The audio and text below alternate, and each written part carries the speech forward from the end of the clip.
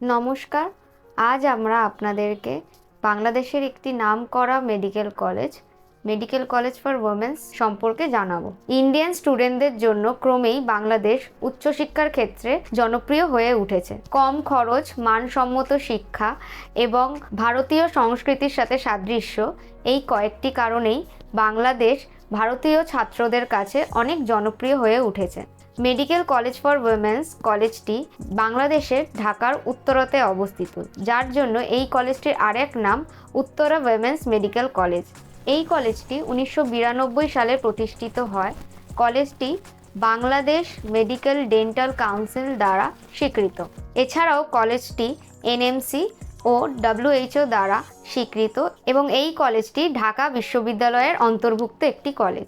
এই কলেজে 5 বছরের জন্য MBBS এর ডিগ্রি প্রদান করানো হয়। এছাড়াও এই কলেজে ইন্ডিয়ান স্টুডেন্টদের জন্য আলাদা করে সিট সংরক্ষিত আছে। ভারতীয় শিক্ষা ব্যবস্থার সাথে মিল থাকায় ভর্তির পরীক্ষায় উত্তীর্ণ হওয়া ভারতীয় স্টুডেন্টদের কাছে অনেক সহজ হয়ে থাকে। এখানে 500+ বেড সংখ্যা আছে, যার জন্য এই হসপিটালের পেশেন্টস ফ্লো অনেক বেশি। এছাড়া এই হসপিটালে লাইব্রেরির আলাদা ব্যবস্থা আছে এবং অত্যাধুনিক ল্যাবরেটরির সুব্যবস্থাও আছে। স্টুডেন্টদের জন্য হস্টেলসের ফেসিলিটিও আছে। এছাড়া এই হস্টেলগুলোর মধ্যে air conditions, dining room, common room, এছাড়াও জিমন্যাজিয়ামেরও ব্যবস্থা আছে। এবার আসি এই কলেজের ফিস সম্বন্ধে।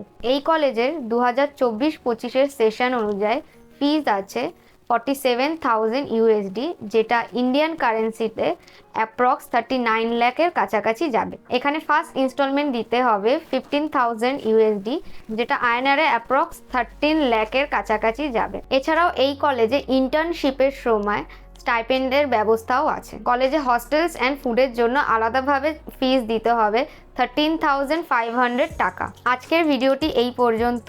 এই কলেজ সম্পর্কে আরও বিশদে জানতে হলে নিচে দেওয়া নাম্বারে আমাদের সাথে যোগাযোগ করতে পারেন এবং এই ধরনের আরও ভিডিও পেতে গেলে আমাদের চ্যানেলটিকে লাইক, শেয়ার অ্যান্ড সাবস্ক্রাইব করতে পারেন এবং নিচে কমেন্ট বক্সে জানাতে পারেন এই ধরনের আর কী ভিডিও আপনাদের পছন্দ।